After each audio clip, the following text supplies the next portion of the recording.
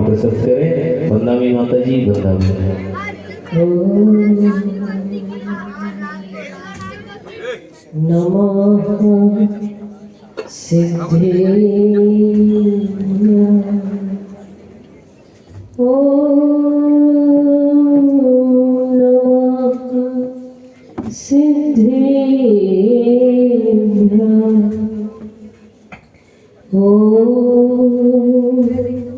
नमः सिद्धेभ्य अहिंसा परम धर्म के महावीर भगवान के संत शिरोमणि आचार्य गुरुवर श्री विद्यासागर जी महाराज के आचार्य भगवंत श्री समय सागर जी महाराज के 3,9 करोड़ मणि राज्यों के सिद्ध चक्र महामंडल विधान के परम पूजारिका मां गुणमती माता जी के वंदनीय हारिका संघ की जय। जिन्होंने मुझ पर दलित कंकर को अपने करों में उठा प्रज्ञा की छैनी से तराश कर सदौल शंकर का रूप दिया है, ऐसे समृद्धारण आचार्य प्रवर गुरुवर श्री विद्यासागर महाराज के पावन चरणों में हमारा और आप सभी का सत सत नमन हो, नमन हो, नमन हो। कहा है किसी ने कि धनुष की शोभा ना होती जो तीर ना होते, द्रौपदी की लाज लुट जाती जो चीर ना होते। सत्य अहिंसा धर्म की बातें हम यहाँ कर नहीं पाते जो भारत भूमि पर अवतरित वीर ना होते, जो भारत भूमि पर अवतरित वीर ना होते। सिद्ध चक्र महामंडल विधान जिसमें अनंत अनंत सिद्धों ने अपनी आत्मा को ऊंचाई दी और अनंत सुख का अनुभव कर रहे हैं। ऐसे सिद्ध चक्र महामंडल विधान की महिमा जिसमें मैना सुंदरी ने अपने जीवन में उस पूजन विधान को करके अतिशय और चमत्कार पैदा कर दिया था। वास्तव में जो भी इस विधान को भावपूर्वक करते हैं उनके जीवन में निश्चित रूप से अतिशय और चमत्कार घटित होते हैं। ऐसे इस विधान की महिमा है।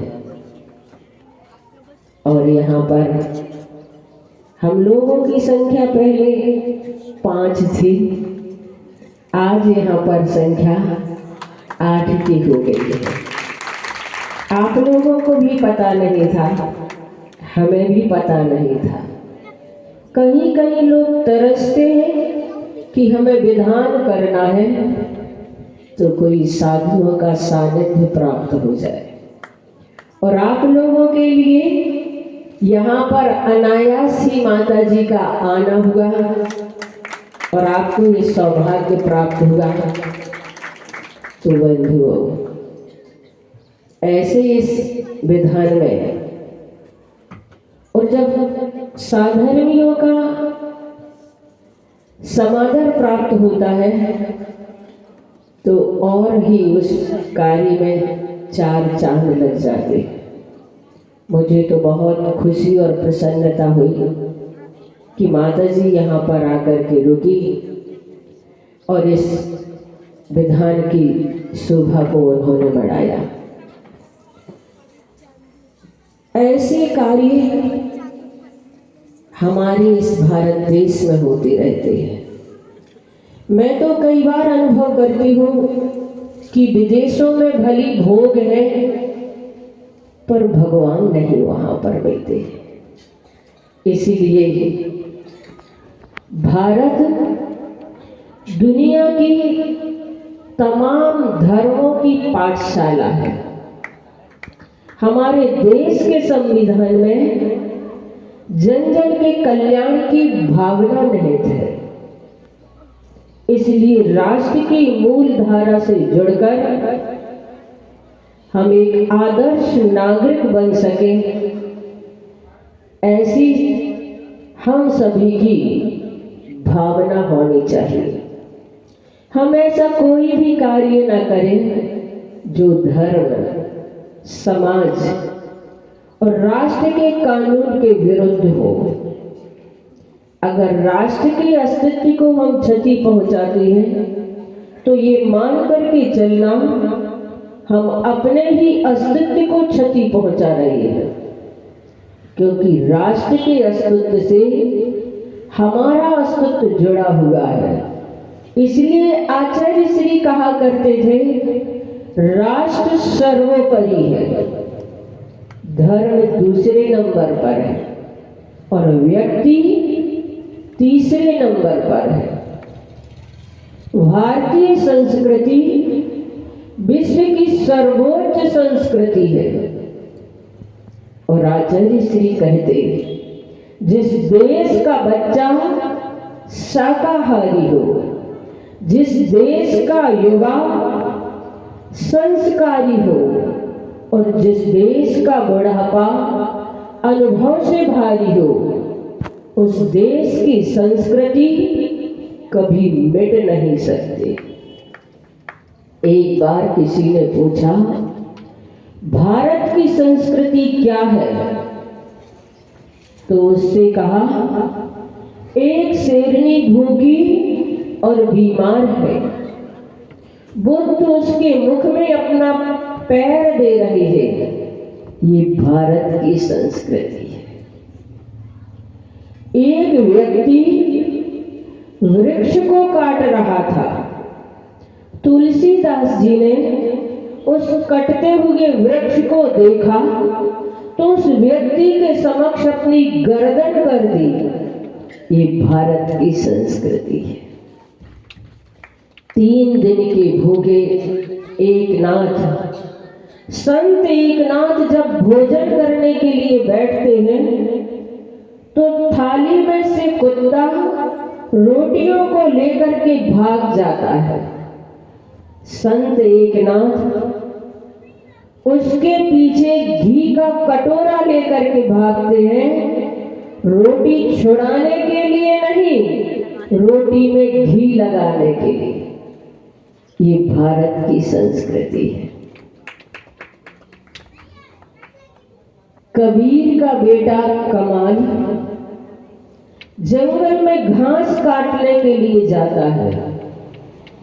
अचानक उसके मन में ऐसा एहसास होता है जैसे घास उससे कह रही हो कि मुझे मत काटो, और उसके हाथ से वह हंसिया फिसल करके गिर जाता है।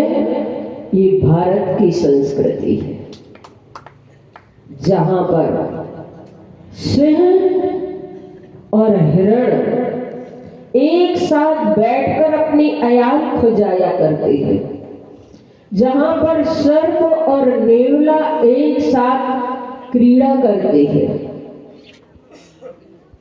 ये भारत देश वो देश है जहां पर जैनों के 24 तीर्थंकर तो हिंदुओं के 24 अवतार इस देश में ही जन्मे हैं। इसलिए भारत की अंतरात्मा को पहचानना है तो यहाँ के अध्यात्म को जानना होगा, यहाँ की संस्कृति को जानना होगा, यहाँ के जीवन मूल्यों को और यहाँ के आदर्शों को जानना होगा। क्योंकि भारत की असली पहचान खजुराहो के मंदिर और अजंता एलोरा की गुफाएं नहीं है। भारत की असली पहचान कुतुब मीनार और अशोक चक्र नहीं है। भारत की असली पहचान ताजमहल और लाल किला नहीं है। भारत की असली पहचान काशी और अयोध्या नहीं है। भारत की असली पहचान तो जियो और जीने दो के शासन सिद्धांतों में है। भारत की असली पहचान तो वसुधैव कुटुंबकम की उदात्त विचारों में है। भारत की असली पहचान तो सादा जीवन, उच्च विचार के आदर्शों में है। भारत की असली पहचान तो स्वयं को जानने और पहचानने में। इस देश में सिर्फ चैतन्य में ही ऊर्जाएं नहीं है, यहाँ की फिजाओं में भी अदाएं हैं। इस देश में एकता में अनेकता और अनेकता में एकता, ऐसा यह देश है जो सभी धर्मों का समादर करता है। ऐसा यह भारत देश जहाँ का रहन सहन, रीति रिवाज, मान मर्यादाएं सभी उच्च है। भारत के आदर्श को अगर देखना है तो मैंने एक पुस्तक में पढ़ा था कि भारत के पास वह आदर्श है जहां किसी अंधे माता पिता के मन में अगर तीर्थ यात्रा का भाव पैदा हो जाए तो उनका बेटा उन्हें कावड़ में बिठा करके हिंदुस्तान की यात्रा करने के लिए निकल पड़ता है। ये भारत का आदर्श है, भारत का गौरव कि अगर किसी पिता ने किसी को वचन दे दिए हैं तो उनका पुत्र अपने पिता के वचन को पालन करने के लिए, उनकी प्रतिज्ञा को पूर्ण करवाने के लिए स्वयं वनवास तक स्वीकार कर लेता है। ये भारत का गौरव है। भारत की गरिमा वो है कि एक भाई अपने भाई के सुख के लिए वनवास को स्वीकार करता है तो दूसरा भाई राजमहलों में भी रहकर वनवास जैसा जीवन व्यतीत करता है। और इस तरह से अयोध्या का राज सिंहासन 14 वर्ष तक अपने ऊपर किसी को ना पकड़ के अपने दुर्भाग्य को कोसता रहा। भारत के पास तो वो मर्यादा है कि यहाँ की नारी एक पति के सहारे अपनी सारी जिंदगी गुजार देती है। इतना ही नहीं, अगर मौका पड़ जाए तो बिना पति के भी अपनी जिंदगी को पूर्ण कर लेती है, पर अपनी मर्यादा को भंग नहीं करती। ये भारत की मर्यादा है।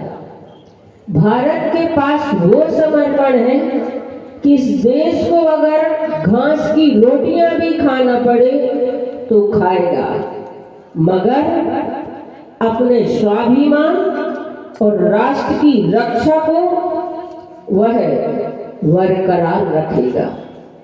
भारत में भोग भले ही ना हो, पर यहाँ भगवान है। लंदन में अगर 550 सिनेमा घर हैं तो भारत देश के वृंदावन में भगवान के 550 मंदिर हैं।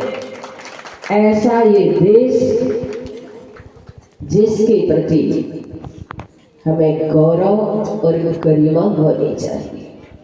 आज हम यहाँ पर जो सुख की सांसें ले रहे हैं, आज आप यहाँ पर बैठ कर के जो इतने निश्चिंतता से भगवान की आराधना कर रहे हैं, इस देश के संस्कार है।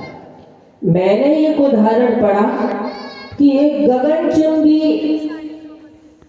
इमारत 50 मंजिल की आकाश से बात करती हुई अचानक उसकी लिफ्ट खराब हो गई और सुबह सुबह का समय था, ऑफिस का समय था, एकदम से ऑफिस बंद हो नहीं सकते थे। 2 मंजिल के बीच में वह लिफ्ट ऐसी हो गई कि एकदम से ठीक होना मुश्किल लग रहा था। और सबसे ज्यादा परेशान वो लोग थे जिनके ऑफिस 50वीं मंजिल पर थे। वो लोग आपस में मिले और उन्होंने निर्णय किया कि हम सभी ऐसा करें, एक एक लघु कथा कहते चले जाएंगे और अपनी एक एक मंजिल पार करते चले जाएंगे। और ऐसा उन्होंने निर्णय लिया, एक एक कहानी एक एक व्यक्ति कहता और अपनी मंजिल पार करता चला जा रहा था। मुश्किल से 4-5 मंजिल ही चढ़ पाए होंगे। अचानक बीच में से ही एक व्यक्ति ने अपना क्रम भंग करते हुए कहा, जी मुझे एक आवश्यक बात कहनी है। उसको बीच में ही टोकते हुए प्रमुख व्यक्ति ने कहा, इस प्रकार से बीच में बोलकर तुम शिष्टता और व्यवस्था को भंग मत करो। तुम्हारा जब नंबर आएगा तब तुम बोलना। व्यक्ति चुप रह गया। और इस प्रकार से लोग कथा कहानियों के कहे कहो में अपनी मंजिलें पार करते चले जा रहे थे। बिना थकान महसूस किए हुए कदम से कदम उनके बढ़ते चले जा रहे थे और 49 मंजिल पार हो गई थी। एक मंजिल ही शेष रह गए थे। सभी लोग बड़ी राहत का अनुभव कर रहे थे। अब हमारी एक ही मंजिल रह गई है। और अब आया उस व्यक्ति का नंबर जो बीच में बोल रहा था। उससे लोगों ने कहा, कहो अब तुम्हें क्या कहना है। उसने कहा, जी मुझे कुछ नहीं कहना, मुझे तो सिर्फ इतना ही कहना था कि जिस 50वीं मंजिल पर हम पहुंच रहे हैं उसकी चाबी तो नीचे ही छूट गई। सबके चेहरे जैसे सिर पर घड़ों पानी गिर गया हो। एकदम से झल्ला करके बोले, इस बात को तो तुम्हें पहले कहना चाहिए था ना। उसने कहा, जनाब मैंने तो कई बार कोशिश की थी कहने की, लेकिन आपने मुझे मौका ही नहीं दिया बोलने का। मुझे नहीं पता ये घटना सच है या मनगढ़ंत है। मुझे ये भी नहीं पता कि ये घटना कहीं घटी है या नहीं घटी, पर इतना जरूर पता है कि ये घटना हम सभी के साथ बराबर घट रही। हम जरूर प्रगति की मंजिलों पर मंजिलें तो पार करते चले जा रहे हैं, पर हमें अभी ये पता ही नहीं है कि हमारे पास वह चाबी है या नहीं। जबकि जो लोग वहां पर पहुंच गए हैं वे जोर जोर से चिल्ला चिल्ला करके कह रहे हैं कि अभी यहाँ मत आओ, यहाँ के सभी दरवाजे और खिड़कियां बंद हैं, शायद हम गलत जगह पर आ गए हैं। लेकिन हमें उनकी सुनने तक की भी फुर्सत नहीं। हमें तो लगता है कि अभी हमें वहां पहुंचना है, क्योंकि हम पिछड़ रहे हैं।